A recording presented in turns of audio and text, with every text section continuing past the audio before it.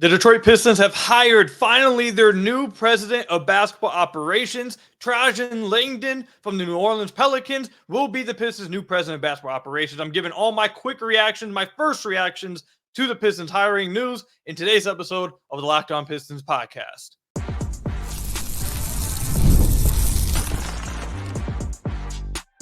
You are Locked On Pistons, your daily Detroit Pistons podcast, part of the Locked On Podcast Network, your team every day. What's the deal? Welcome back to another episode of the Locked On Pistons podcast. Per usual, I'm your host, Kuka Hill. You can find me over on Twitter at Kuka Hill. I want to thank you guys for making Locked On Pistons your first listen of every single day. Free and available on all your podcast platforms. And if you haven't already, head to the YouTube channel at Locked On Pistons. Hit that subscribe button or leave us a 5-star review on whatever podcast platform you're listening to this on. That's another great way to support the podcast. So right before, I'm probably about 40 minutes away from recording this episode with Ant Wright about the 2024 NBA draft. We're going to go ahead and push that back. I'm still going to record with them in about 40 minutes. We're going to push that episode back. I'm going to drop it on maybe Friday night, Saturday morning. So stay tuned for that. It was going to be today's episode. But nonetheless, I had to push it back because the Pistons have just hired their new president of basketball operations. Adrian Wojnarowski tweets out, the Detroit Pistons have landed on Trajan Langdon to become the franchise's new president of basketball operations, and sides are beginning to work on a deal for New Orleans GM to oversee the organization. Now, I'm going to give you guys as much backdrop as I can to his career and what you should know about him in just a minute, but I want to get this out the way as well. James Edwards III just tweeted about 20 minutes ago that no front office or head coaching decisions will be made until after Langdon's deal is finalized. And Omari Sankofa II tweeted out that he heard that the deal won't be finalized till around next week. So the Pistons do have their new president of basketball operations. That is huge, obviously. That's absolutely huge news. But it doesn't sound like you'll get to hear a decision on what's going on until next week. And I think that I tweeted this out immediately as soon as I got the notification that the biggest news to me, the thing the biggest thing to me is that the Pistons are finally going to make a decision, some immediate decisions on what needs to happen. Whoever they hired obviously is a big deal, but what's a bigger deal to me is what they decide to do now. What are they going to fire Troy Weaver, or are they just going to let him stay as a scout, or is he going to be is he going to be the GM in the front office still, and then Langdon's just going to be the president of basketball operations? Are they firing Monty Williams? Are they moving on after a year of Monty Williams after how terrible this past season went for the Detroit Pistons? I don't know. I'm hearing some things, but I don't want to say anything yet. All I know is I think it's going to be a pretty active offseason for the Pistons, and I would expect to hear some things next week about what's going on with this team. So early on in this process, I did hear that Trajan Langdon was the early favorite, but they were holding out for Connolly in case Connolly was available. If they had a chance to go get Connolly and give him a big payday and make it happen, that's what they would do. But early on, they identified Langdon as a favorite. I heard this as pretty early in the process. So it's not shocking at all to me that they decided to move on this. All this told me is that once the T-Wolves won that series against the Denver Nuggets, Connolly was not leaving the Timberwolves. Or even if he was, waiting around to the end of this series, or heck, maybe even the end of the NBA Finals, like I said on a few episodes ago, that is pretty risky to wait until literally a week and a half before the draft. That's just not something you want to do. You want to have over a month to really flesh out what your plans for the draft, get all the combine interviews done, invite players out to workouts, free agency plans, trade market plans, like all that stuff. You need to have a head start on that. And I think that's why the Pistons went ahead and got this done. They really like Langdon. I heard they really liked him very early on. Again, this is a former Arntellum was formerly his agent, I should say. So there are some connections there, which isn't always a bad thing, by the way. I do want to say that. Now, I know we've seen the Arntellum agents, the connections haven't worked out as much lately. But someone brought this up, and this is a good point. In every front office, all kinds of stuff happens because of connections. Trades happen because of connections. Free agent signings happen because of connections. Head coaching, everyone's connected to everyone. It's just a matter of, will you make the right decisions with those connections? Now, so far, It hasn't worked out, but that doesn't mean Langdon is not the right person for the job or it was a bad hire. They liked him very early on, and they went ahead and got it done once they realized that slim chance that Connolly probably wasn't going to happen. Why wait when we have a guy that we really like here? And me personally, Langdon was probably number one for me as well of all the possible candidates that they were interviewing. I even had some questions about the Connolly. I know some people or a lot of people really disagree with this, but I couldn't shake the fact of, man, this last offseason, a guy that wasn't necessarily sure he wanted to be on the job, you went out and just gave him the bag to make him take it, and now we're asking for him to be fired a year later. I couldn't shake that feeling from the whole Connolly situation. I know it's probably just me or a few people out there, but I just couldn't shake that feeling off of me. So Langdon was probably number one for me. To give you guys a little bit of a background on him. Now, actually, you guys had to bring this up to me. I don't know much about college, but I've never watched college basketball before I became the host of this and had to start scouting prospects. Even during the season, I don't like college basketball. I really don't. But apparently, he was a pretty big star at Duke University. He got the nickname the Alaskan Assassin, which I think is a pretty dope nickname. He was a pretty good player at Duke. He broke the school record for most three-pointers made, which obviously J.J. Redick ended up breaking. But obviously was a pretty successful college basketball player. He played in the NBA for a few years, played for the Cleveland Cavaliers, had a long career, not in the NBA, but more so just in general as a basketball player over in Europe after his playing days in the NBA were over. So this is a guy who's played basketball his whole life. As far as what he's done, obviously what people really care about, what he's done post-playing career. Now, this is not like Troy Weaver, where the Pistons went out and found a guy that, I think Troy started off as like a video coordinator or something like that and then got to scout and then the Pistons plucked him. This is not a guy that's a scout and now getting his first time, his first chance running a team or making decisions with the team. He started off as a scout for the San Antonio Spurs in 2012. He did that until 2015. In 2016, he was named the assistant general manager of the Brooklyn Nets. And then in 2019, he was named the general manager of the New Orleans Pelicans, which he has been since then. And I, for one, as I mentioned when we first talked about him, I think it was like maybe 2 weeks ago, I like what the New Orleans Pelicans have done over there. If it wasn't for injuries, I think the Pelicans could have done something by now. I think anytime Zion's been healthy, that team has looked crazy. Like anytime he was healthy, they've looked absolutely legit. I love the fact that he's prioritized wings over there. They had wings for days. Great defensive 3-and-D wings. I loved it. I thought they really did. And I credit them with finding a diamond in the rough. Remember, over the last few years, a lot of people were asking, why can't the Pistons find any two-way guys? 10-day guys that happen to be a diamond in the rough. Well, the Pelicans found one of those diamond in the roughs with Jose Alvarado. I thought he did a really good job over in New Orleans with that team. And again, if it wasn't for health, I think they would have done something by now. So I'm a big fan of what he's done so far. Now, what he's going to do with the Detroit Pistons, we don't know yet. We have no clue whether he's going to be great or whether he's not going to be great. All hope is that he obviously will be great. And I would say, again, I believe his recent track record is good signs. I think it's a good sign what he's done recently. Also, what I think is big time is what I just mentioned about how the Pistons went and got Troy Weaver when he was a scout. He had no experience running a team. This guy, relatively young, he's 48 years old. It's not like he's been around for 40 years or anything. It's not like he's an old man. But in his limited time, he's been around for about 12 years as, in front offices, start off as a scout. But he's worked his way up already from scout to assistant manager to general manager. And now he's president of basketball operations. This is not someone who just came in and is coming in new. He's worked his way up. He's paid his dues. And this is someone that I've heard throughout the NBA community, people have thought highly of. So I'm excited for this hiring. Again, we'll see. What's even bigger news to me, like I said earlier on, is what they're going to do now with Troy Weaver and Monty Williams. What does he decide to do once that deal becomes official? Now, I'm sure, if I had to take a guess, I'm sure before the deal actually happens, you may hear maybe like a report from Woj or Shams or like, hey, we're hearing that this might be what he does. Like, I won't be surprised if that leaks out before the deal actually gets finalized. But it sounds like at the very least we won't hear anything about it until next week because the deal is, according to Morris and Co., but that's when the deal is expected to be finalized. But it's a big day. Pistons finally have their president of basketball operations.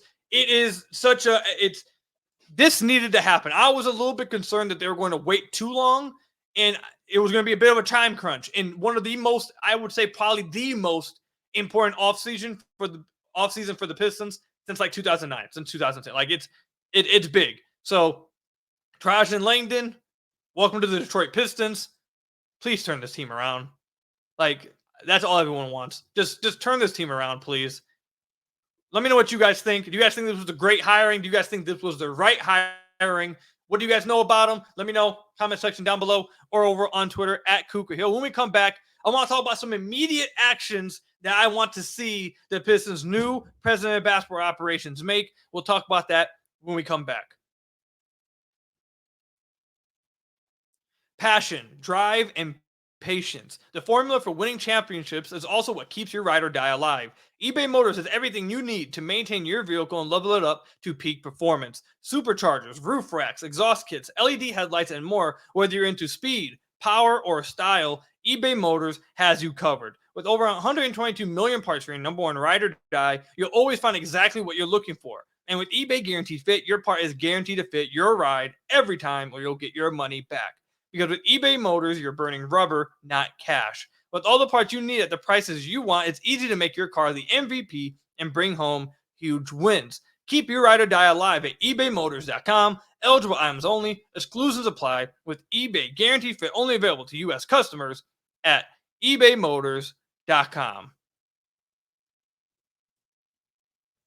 So I want to thank you guys again for making Locked On Pistons your first listen of every single day. We're free and available on all your podcast platforms. If you haven't already, head to the YouTube channel at Locked On Pistons. Hit that subscribe button or leave us a 5-star review on whatever podcast platform you're listening to this on. That's another great way to support the podcast. So with the Pistons hiring their new president of basketball operations, Trajan Langdon, immediate actions that need to be made. I already said it earlier. The very first action that needs to be made is firing Troy Weaver and Monty Williams. Now, I'm going to work from, now that they have a president of basketball operation, I'm not going to, beat around the bush or hint at things. This is straight up what needs to happen, in my opinion. The very first thing that needs to happen, I'm moving on from Troy Weaver. There is no need for Troy Weaver to still be around. Troy Weaver did, I don't know how, I don't think this is offensive. I don't think this is disrespectful. This is just the facts. Troy Weaver over the last 4 years has done a horrible job running the Detroit Pistons when it goes from asset management to obvious wins and losses and putting a team around Kay Cunningham. They have done a terrible job. And for that, and I think his drafts obviously have been questionable. You got Sadiq Bey. He had 3 first-round picks in the first round of the 2020 draft. And I'm not even going to mention the guys that he could have drafted: Desmond Bane, Tyrese Maxey, Tyrese Halliburton. He had 3 draft picks in that first round and somehow didn't come away with any of those guys, any of them. Then, obviously, he gets gifted Cade. There's questions on Jaden Ivey. There's current questions on Jalen Duren. With the second first round pick in the Asar Thompson draft, he drafts Marcus Sasser, who Marcus Sasser individually is a fine player, but for a team that already was stacked with guards and had no wings at all, it ended up having G.G. Jackson get taken, a few other wings. Now, I was a pretty big fan of. I don't know why I'm losing. Oh my God, it was the wing I personally was a fan of. I wasn't talking about G.G. Jackson as much. There was a wing. Oh my God, he played for the Timberwolves, I believe. He was drafted by Minnesota. Anyways, there was a few wings. You go look at the draft picks after. There was a few wings that could have been drafted for a team that needed wings. So at the very least, Troy Weaver, he's got to go. Move on. Clear the whole front office. It's over with. It is what it is. Move on from Troy Weaver. That's one. Number 2, I am firing Monty Williams. There is no, I don't have any thoughts about it. I am firing Monty Williams. Monty Williams did a terrible job with this team last year. Now, I said this before. Was Monty dealt a great hand? No. But at the same time, he did as bad as possible with the hand he was dealt. He was dealt, he was in a game of blackjack. He was dealt a 2 and a 6 and stayed. That's what he did. He stood at a 2 and a 6, stayed at 8, and the dealer had a face card instantly, and he just stays anyways. That's what Monty Williams did. He was not dealt a great hand. And actually, you know what? A 2 and a 6 might actually be a pretty good hand in blackjack because you get a face card. Now you're at 18. Like, but you get what I'm saying. He stood. Him standing is the part for those of you guys who play blackjack. But either way, anyways, did a terrible job. You guys get what I'm saying. Did a terrible job with what he was given. And look, I think depending on what happens, I want to carefully walk around this. I'm not sure just how many people are fans of Monty Williams right now. That's all I'm gonna say. I'm not sure how many people are fans of Monty Williams, and depending on what ends up happening, I think whatever. Wink, wink, elbow, elbow, nudge, nudge. But I can't find anything positive, basically, from you can take that and say, there's nothing positive coming from Monty Williams. They didn't respond in the win-loss section. Guys didn't really improve. The only two positives from this team, I believe, was Cade Cunningham and Isaiah Stewart. Jaden Ivey took a major step back, in my opinion. Jalen Duren's defense got worse, in my opinion. And whether that is due to Monty Williams or due to themselves, I think at the very least, Monty contributed to it. Now, whether they were going to take this big step anyways, I doubt if they were going to take a big step. I think a lot of it is on them as well. But the coaching staff, Monty Williams in general, also, he didn't help them at all. If they were going to struggle, he made it to where they definitely were going to struggle. He did nothing really well for this team this past year. And obviously, they suffered the longest losing streak within an NBA season this past year. They set that record. And then they had the worst season in the Detroit Pistons franchise history. This is a rich history. This is a rich fan base. Or not rich fan base. That came out wrong. A rich franchise. This is a rich, historic franchise. Okay? And they just had, in 2024, the worst season in franchise history. In franchise history. There is no way that I believe you can reasonably bring back either of them. So the very first act of business is to move on. Is to absolutely move on. And I'm going to read this right here. I was sent this from one of my listeners. One of my listeners is a season ticket holder. And heading into this offseason, obviously, season ticket, I've never been a season ticket holder, so I don't know how exactly it works. But I know that, people reach out, you get sent emails, they call about trying to get you to re-up and believe and all that, whatever. So I got sent this from a listener. I won't say who it was. But this was what the email said, trying to convince them to re-up on their season ticket holdings. I've seen a few of you guys try to say, hey, Koo, can you touch on this? This is what I got. And I want to read this for everyone now. The email says, thank you for the loyal support this past season. We share in your disappointment that we were not able to deliver better results on the court. We want you back. Major changes are on the horizon. Ownership has an unwavering commitment to doing whatever it takes to put a consistent winning team on the court. Our search for a president of basketball operations is ongoing. We have some of the largest cap space in the entire NBA this offseason. This will truly allow us the ultimate flexibility to upgrade our roster, surround our young core, led by Cade Cunningham, with the necessary talent to compete at a significantly higher level. Despite our challenges on the court, we are fortunate to have some of the best fans in the NBA, and we had a great crowd support throughout the season. We will continue to invest and work tirelessly to ensure a best-in-class experience for our members. We want you back. End quote. That was the email.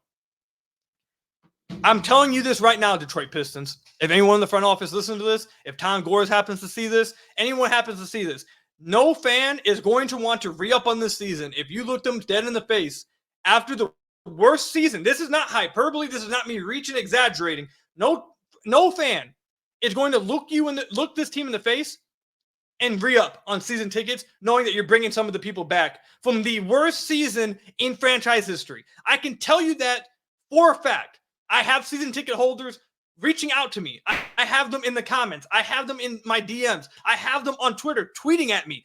Everyone throughout the whole season, mind you, not at the end of the season, but throughout the whole season, were telling me season ticket holder for 26 years, never coming back until they make changes. 20 years, not coming back. My first year doing it, not re-upping. No, you are not going to get this fan base to support you. You are not going to get season ticket holders to support you if you hire the president of basketball operations and then you keep the guys around that just had the worst season in franchise history. So the immediate actions that need to be taken, in my opinion, from a serious franchise that wants win back their fan base after one of the worst seasons in NBA history and the worst in franchise history, you must clean house. You brought in a new guy at the head of the table.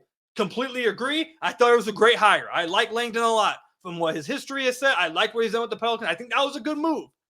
Now you give him full control to get every guy that he wants. Let him build this team in his vision. Let them build in one unified vision. He is the decision maker. What he says goes, and get everyone from prior regimes out.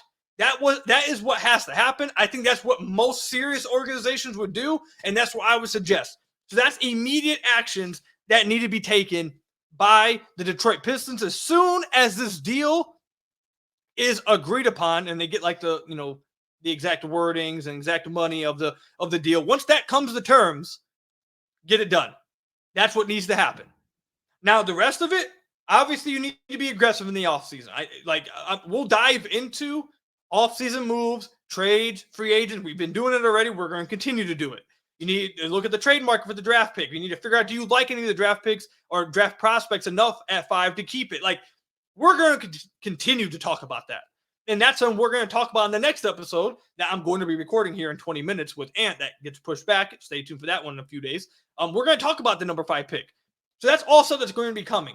But immediate actions. I'm telling you right now, like, I have a pretty big base. I hear from a lot of Pistons fans. I have a lot of Pistons fans reaching out to me. And I'm telling you, Pistons organization, that it is not going to sit well with any fan, and no fan is going to take it seriously that even after hiring a new president of basketball operations, if you keep around the same guys that just contributed to what happened last year. Like, it's just not going to happen. So if you want to win back the organization, the fan base, and I think not just the fan base, but make the right moves, you got to clean house. You got to clean house and let Langdon bring in his own guys. Let him conduct his own search and get his own guys in here and start his Langdon era of the Detroit Pistons. Because if you bring back Weaver, if you bring back Williams, it's still not going to be Langdon's era. I think a lot of people are going to say, still too many cooks in the kitchen. Oh, you're bringing people back from the last regime. It's still not even Langdon's regime. Like, that's the narrative that's out there. So that's why I think the immediate, absolute immediate action that needs to be made, clean house. We'll see what they do. Let me know what you guys think. Comment section down below or over on Twitter at Kook Hill. When we come back, I just saw a report or a tweet from Evan Sidery, who covers the NBA for Forbes Sports. I want to break down what he said. I think this is incredibly interesting, involving potential trades. Stay tuned for this when we come back. This episode is sponsored by BetterHelp. Give online therapy a try at BetterHelp.com. So that's Locked In NBA, and get on your way to being your best self. We all carry around different stressors, big and small. And for me, I feel like the smaller ones that you continue to build in and let it build up ends up affecting you in a bigger way than even just a big thing. You don't want to let those small things continue to pile up inside you. Just hold it in and hold it in and hold it in. It gets really, really bad. When we keep them bottled up, it can start to affect us negatively.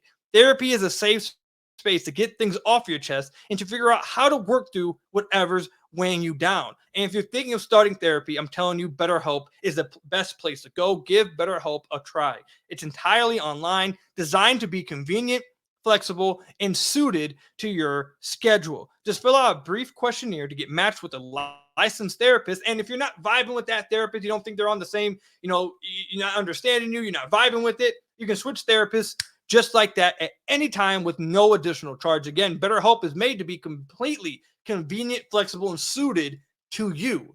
Get it off your chest with BetterHelp. Visit BetterHelp.com/LockedOnNBA today to get 10% off your first month. Again, that's BetterHelp, HELP.com/LockedOnNBA to get 10% off your first month with BetterHelp. So I want to thank you guys again for making Locked On Pistons your first listen of every single day. We're free and available on all your podcast platforms. If you haven't already, head to the YouTube channel at Locked On Pistons. Hit that subscribe button or leave us a 5-star review on whatever podcast platform you're listening to this on. That's another great way to support the podcast. So I actually had a different idea of what I was going to go with for the third segment. But as I was recording, I got this update. I got this notification. And I feel like you absolutely have to go with this. So this is from Evan Sidery. For those of you guys, I mean, I'm sure you guys may know him or read him if you don't have Twitter, if you just have like sports apps. But if you follow him on Twitter, I have his notification set on because he's one of those reporters out there. He covers the NBA for Forbes Sports. Nonetheless, so yes, I have his notifications on. I think a lot of people who are on Twitter, again, in the NBA community have his notifications on. Anyways, my point is that while I was recording that second segment, I saw this notification pop up, and he said, quote, with the Pistons hiring of Trajan Langdon as the president of basketball operations, Brandon Ingram is a potential trade target to closely monitor. Not only can Detroit offer Ingram a max level extension with their cap space, but he also shares the same agent as Cade Cunningham, Jeff Schwartz.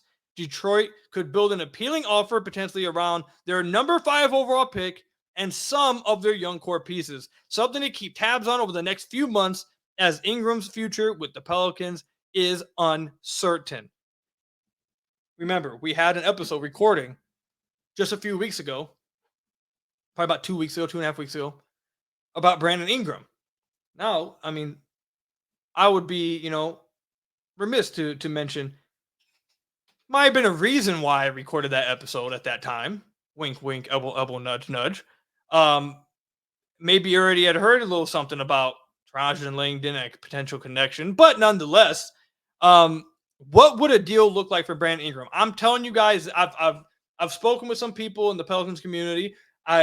We had Locked On Pelicans on the Locked On Pelicans host Jake Madison on the podcast, and I've spoken with some other people as well. And the same package that I keep hearing from all the people I've talked with is a package around Duren and 5 for Brandon Ingram and 21. And when I say 21, the 21st pick of this upcoming draft. So I'm talking about picks when I say 5 and 21. So the Pistons package Jalen Duren and the number 5 overall pick for Brandon Ingram and the number 21 pick. Now, will that actually happen? Who knows? Who knows? The Pistons may just decide not to go after Brandon Ingram. They may have a completely different plan on board. Who knows? But I mean, I think it's hard to not make connections. This was obviously the former GM of the Pelicans. He ran the team that had Brandon Ingram. Brandon Ingram has the same agent as Cade Cunningham.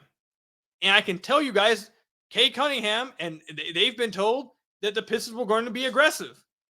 Obviously. So, I mean, it's kind of hard for me to not make that connection. And I think Brandon Ingram, I know there's some discussion about whether Brandon Ingram would be good for the Pistons, whether that would fit. I think that's all crazy. Brandon Ingram is a really good basketball player. I don't see how he doesn't fit with Cade Cunningham. Why? Because they both shoot middies, because they both can be 3-level scorers, and they're both good playmakers with the ball in their hand. I don't understand. Just because two guys can make mid-range shots doesn't mean whatever. I like Brandon Ingram. I guess I'll end it off with that. I like Brandon Ingram. He's not old either. I like Brandon Ingram. So I mean, if they could get that done, if they could end up acquiring Brandon Ingram, I would really like it. It would be a pretty aggressive move by the Pistons. It would be a pretty. I think it's going to be a pretty aggressive offseason nonetheless. But it's going to be that would be a pretty aggressive opening move from Langdon. And also, I want, before we wrap up, I just saw this quote as well pop up on my feed. Everyone's tweeting me all kinds of stuff here. I'm trying to make sure I keep up with the notification in case some more news comes out while I'm recording. But this is a quote apparently from Woj's article. He says, Langdon will have the opportunity to sit down with Pistons GM Troy Weaver and Coach Monty Williams to discuss how they can work together with the Detroit Pistons. I'm telling you this right now. First of all, I want to let you guys know this right now. That does not mean that he won't fire either of them. I want to make sure everyone reads that quote, hears me say that quote, and I don't want you guys to think that means they are not going to fire him. Now, it's not 100% sure that they're going to fire him, okay? But I'm telling you guys right now, from what I've heard and what I understand, their futures are very much up in the air. I'm not just talking about how they can work together with the Pistons and different roles. I'm talking about their futures just at all with the organization is very much up in the air. Now, maybe they decide, like I said, maybe they decide to come back still. If not, they haven't made a secure decision.